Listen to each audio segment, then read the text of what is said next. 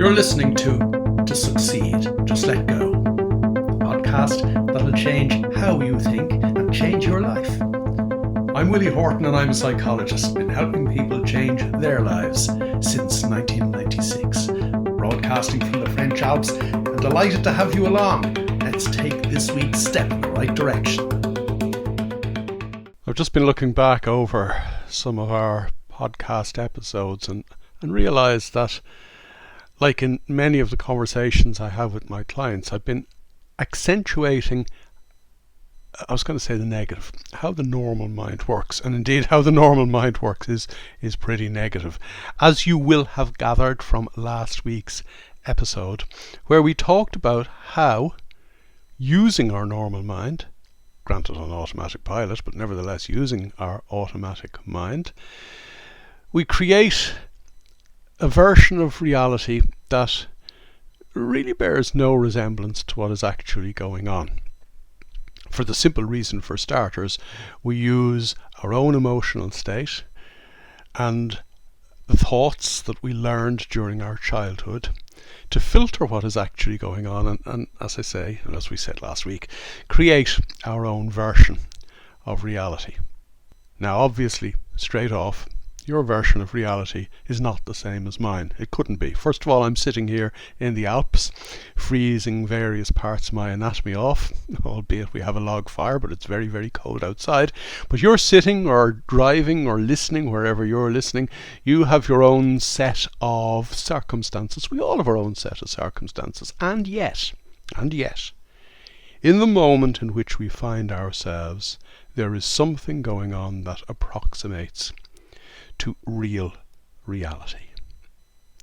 We take it, we warp it through our own thoughts, then we warp it again by reacting to what we think is going on, and then we warp it further because our reaction is actually based on how we feel about ourselves, and that's always a glass half empty feeling. We've talked about that before.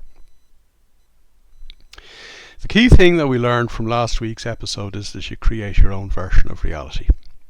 And there is a process, cognitive appraisal, through which we go to actually do that.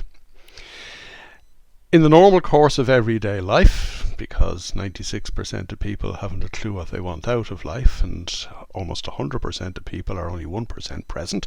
I'm quoting research there, by the way, from Harvard, firstly, and the universities of Chicago and Milan, secondly.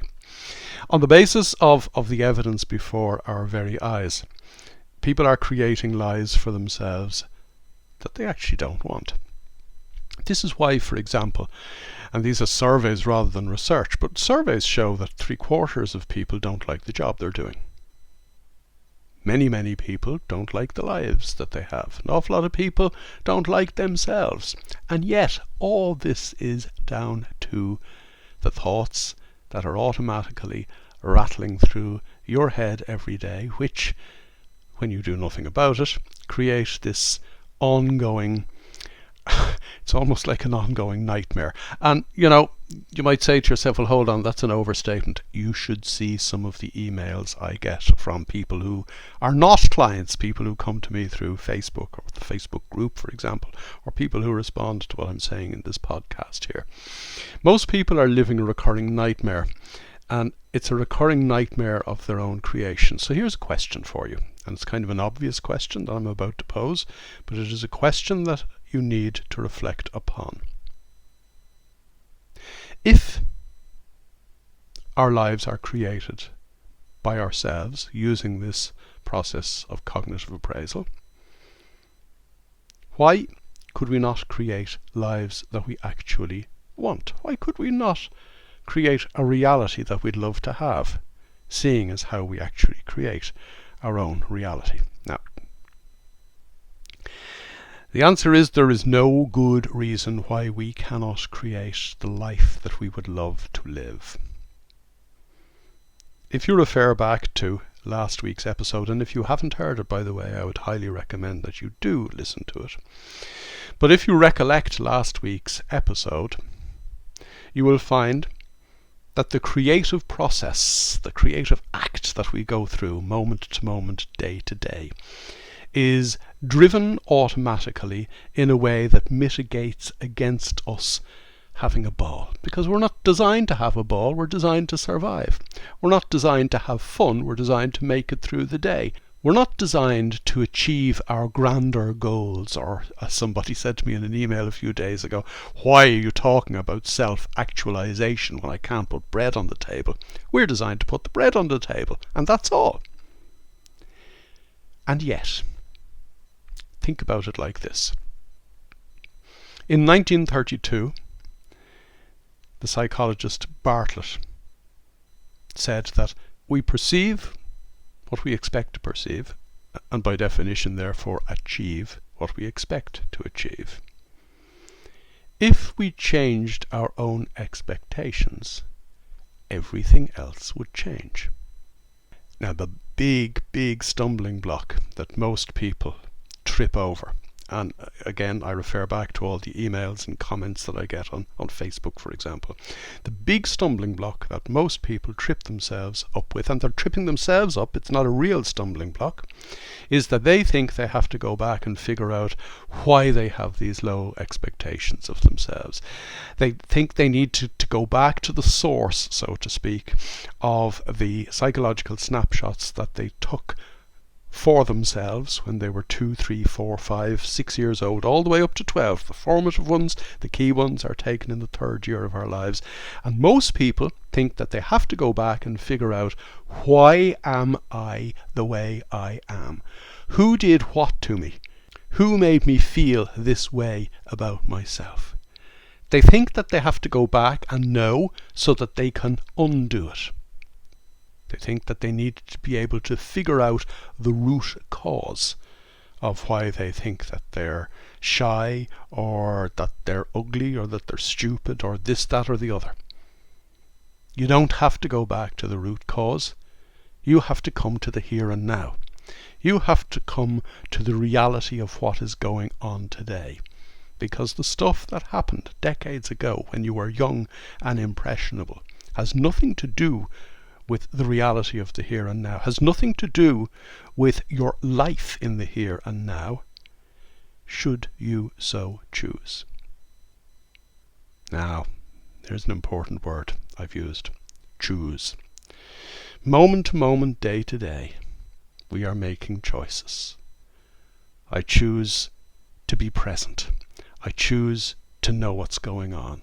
I choose to act in the face of understanding what's going on.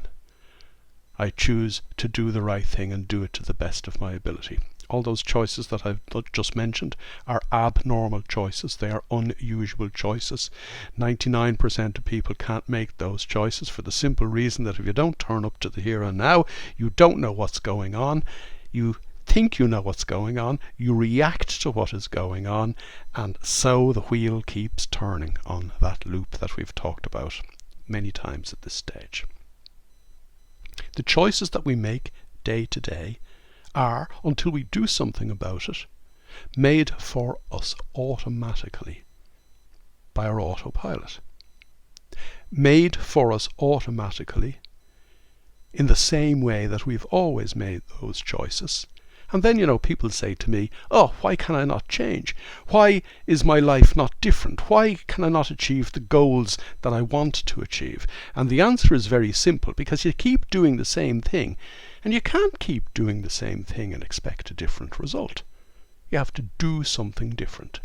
So the first point I want to make today is that the something different that you have to do is not go back and try to figure out why you think you're this way, that way, or the other way. And the key point is, you only think you're shy, or you're stupid, or you're good at this, or you're bad at that. They're not facts. They are based on thought programs that were programmed into you when you were young and impressionable. So if they're not real now, what is the point in going backwards to a time when they probably weren't real then either? I've one particular client who was scared stiff for years of standing up in front of people to make a presentation or a speech because a couple of uncles had stood up when he was singing his little party piece when he was 3 years old. They fell around the place laughing. They weren't laughing at him. They were laughing at a joke between themselves. So even then, it wasn't real. Why would you go back and attempt to visit a place that isn't real? It's certainly not real here now, and it certainly has no relevance here and now, assuming you make the choice to turn up to the here and now. So the first point is, you don't need to go backwards. You don't need to go back and revisit the past, which is a foreign land. Let's take a detour for a moment, because as you listen to this, you might be like most people who listen to what I say or watch my videos or read my articles and say, well, I do need to go back, or if for no other reason, I'd be interested to know why I am this way. The point is that you cannot remember anything that you learned by way of formative learning before the age of 3. There is a psychological barrier. It is a barrier known in cognitive and developmental psychology as childhood amnesia. The fundamental things we've learned about ourselves, for better, for worse, for wrong or right, the fundamental things we learned about ourselves, particularly during the 3rd year of our lives, need to be locked away safely so that other people cannot get at them, so that other people can't get inside the vault of our own thought programs and mess with them. And all those other people that can't get in there include ourselves. If we got in there, or if we could get in there, we could disassemble ourselves and never manage to put ourselves back together again. Think about that for a moment, because bear in mind, and it goes all the way back to the very first episode in this podcast series, we're designed to survive. If you dismantled yourself and were in the process of putting yourself back together again when you came into harm's way, you'd be dead. So there are very important psychological defensive mechanisms that are there to ensure that you can't go backwards beyond the 3rd year of your life. I know this for a fact because I was actually involved in some of the research in the University of Sussex a number of years ago. So not only is there no need to go back and try to figure out why you are the way you think you are, the probability is that you won't be able to figure it out anyway. A fool's errand is the easiest way to describe that. So at the risk of repeating myself, the first point is really simple. You need to not go backwards. Forget it. Now, I know what you're thinking. People will say to me, well, I can't forget it because it is who I think I am. An awful lot of people will phrase that differently, by the way. They will say, I can't forget it. It is who I am. And that statement is not true. The former one is. It is who I think I am. The conceptual self that we've mentioned in other episodes.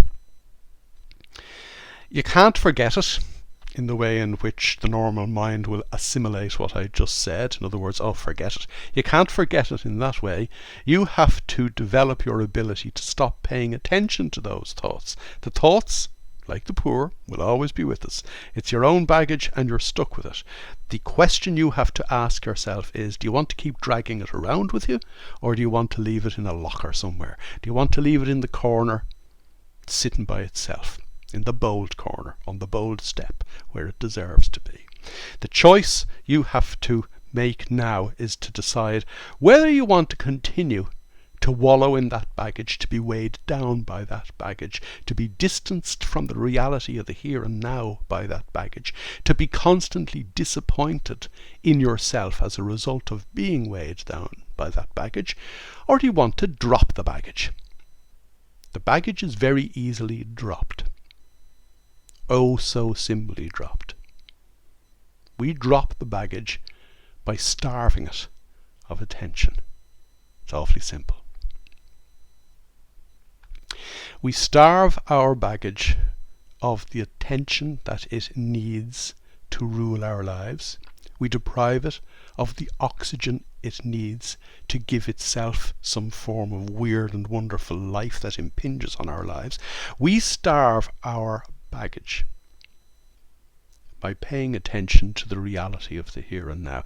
And that is why it is so important that we develop and constantly develop our ability to pay attention to the here and now. The here and now, where you and I are now, is the only place that is actually real. If we look at this from the perspective of quantum physics, that says that the superstrings of energy that make up you and me, or that make up everything in this universe, vibrate in and out of existence 20,000 times a second. If you look at things from that perspective, this now is different from the now that I started this sentence in, and just now is the only time that's actually real. Real to me, real to you, real even from a universal perspective. Now, we won't get into the universe here today for the simple reason that it will take us away into an area which is of vital importance to understanding how the world works, our part in it, and the way in which we can create the reality that we would really love. But let's take baby steps before we attempt to take giant leaps that are so far ahead of where the normal mind normally is that they actually sound crazy.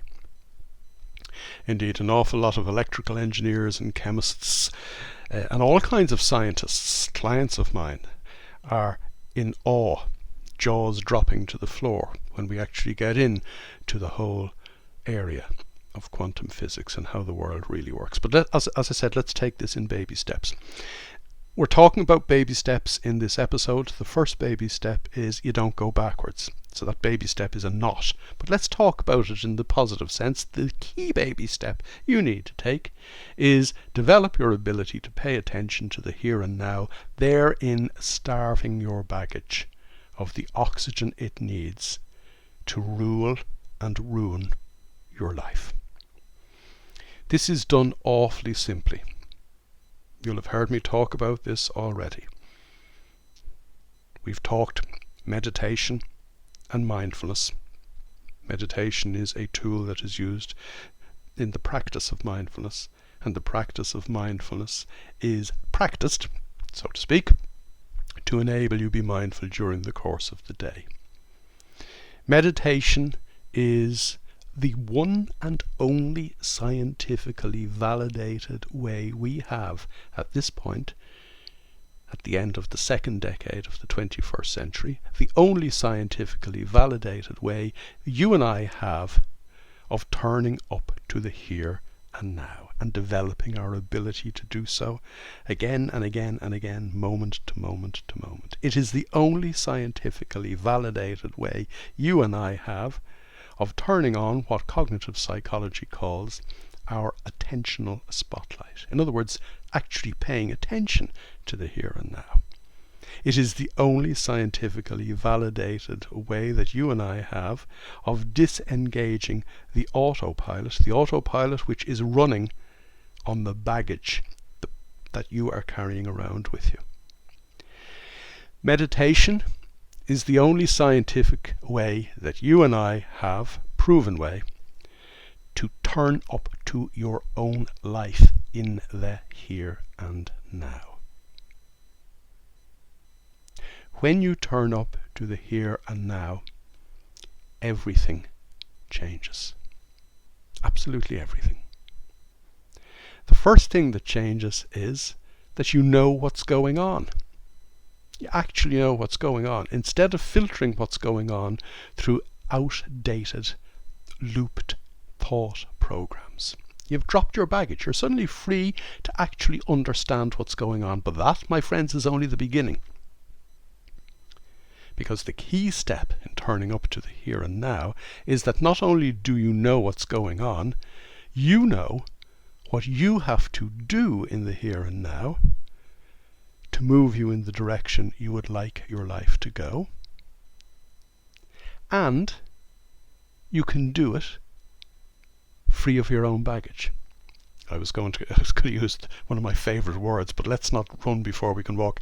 The word I was about to use was effortlessly, but we'll come back to that another time because that's a scientifically validated state of being as well. State of being, state of doing, state of achieving. It's what the University of Chicago has called flow for the last 30 or 40 years at this stage. When I turn up to the here and now, when I pay attention to the here and now, I can't pay attention to my thoughts anymore. The really interesting thing about that is that with practice, science, neuroscience, has confirmed that over a period of just weeks with regular practice, not only will you not be able to pay attention to those thoughts that hold you back, the thoughts that hold you back will be precluded from coming into your conscious awareness at all. We'll come back to that in a later episode. It is one of the most startling and amazing and wonderful discoveries of neuroscience in just the last 18 months. So you're free of the thoughts that blind you to what's going on. You are free of the thoughts that would normally on autopilot create a reaction and make what's going on worse. You are free of the thoughts that say to you, the little noise in your head, the little voice in your head, say, oh, you couldn't do this, or you're not brave enough or courageous enough to do that, or no, that'd take you too far outside your comfort zone, or no, that's not the kind of person you are. You're free of all those self-limiting, inhibiting beliefs by virtue of the fact that those thoughts are now starved of your attention because you're paying attention to the here and now. The more you pay attention to the here and now, the more you develop your ability to simply, wait for this, do just what you need to do to get to where you want to go. And forget the rest. You know, I talk to clients, I talk to a lot of people who are not clients as well, as you might have gathered, and I constantly hear how people waste time doing things they shouldn't be doing at all. Actually, you know, I have a little exercise for you that you might do after you've listened to this podcast. Get a sheet of paper and write down things you know for a fact you definitely shouldn't be doing. This reminds me actually of my posing that question to a group of people in an organization, a leadership team in an organization. It's about 15 years ago at this stage. And I said to them, what are the things that you definitely shouldn't be doing? And one of them said, gossiping. And another person in the room said, but without gossip, what would we have to talk about? We waste an awful lot of our lives doing things that we know for a fact get us nowhere. It's actually often worse than that. We often do things that we know are actually taking us backwards. We wallow, for example, in what passes for news these days. One person's fake news is another person's real news, and vice versa. And the truth of the matter is that most news isn't news at all. It's someone's opinion, or worse, a made-up conspiracy theory. There is stuff we simply shouldn't be doing at all. When you make this list, you'll probably find as well that the word worry appears on the list. But to be quite honest, you're not going to have to worry about not worrying. Because worrying comes from thought. And worrying comes from the repetitive thought that goes through our heads every day. And if you're not paying those thoughts attention, you're not going to worry. So you can cross worry off the list straight away. In the same way as you can cross things like anxiety and fear off the list straight away. Just before I started recording this particular episode, I got an email from somebody who said that what was holding her back, even setting goals, was fear. She actually said in the email that it was fear of failure. I would suggest, like a lot of people with whom I work, that she's actually afraid of success. I know it's weird, but an awful lot of people are afraid that if they were successful, the people that they hang out with wouldn't hang out with them anymore. all thought-fueled, all rubbish, as a result of the way in which we use our minds normally, weighed down by our baggage, hanging out with other people who are weighed down by their baggage too, but we're all weighed down together, so let's hang out together and let's all convince each other that life is not so bad. Well, not so bad, my friends, is not good enough.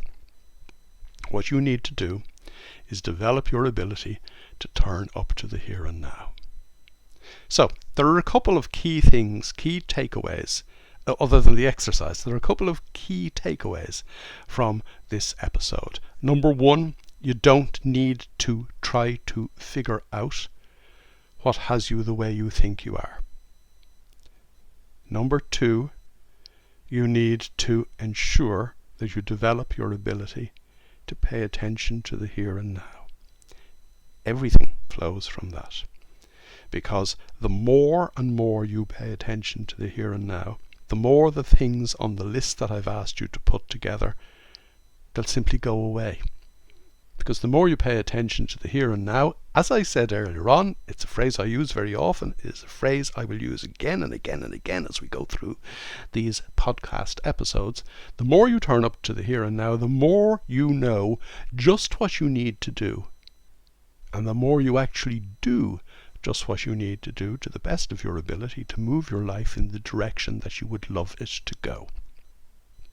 I've used that phrase a couple of times too, and that begs an enormous question, which I'm going to leave hanging here at the end of today's episode. What kind of life do you really, really want? What kind of experiences would you love to have?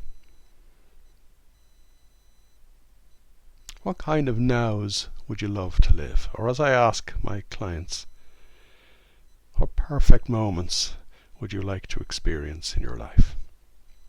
I was going to say another conversation. That's not another conversation. That's a number of other conversations. Some people, I've been having conversations with them for over a decade at this stage, and gradually they're figuring out the kind of life that they would love to have. Do you know how they're figuring it out? Every time they clear their mind through meditation, their mind becomes clearer. And the clearer your mind becomes, the clearer your understanding of the kind of life you would love to have. So not only does meditation enable you to turn up to the reality of the here and now, it begins to enable you develop an understanding from the inside out, by the way, an understanding of the kind of nows you would like to turn up to in the future. And given that we perceive and achieve according to our expectations, we can then begin to expect new things to happen. And as a result of the way in which the normal mind works, what you expect will happen, just as surely as night follows day. You've been listening to Succeed, Just Let Go. To get involved, join me in my Facebook group, strangely enough called To Succeed, Just Let Go. And for more information, visit www.willie-horton.com.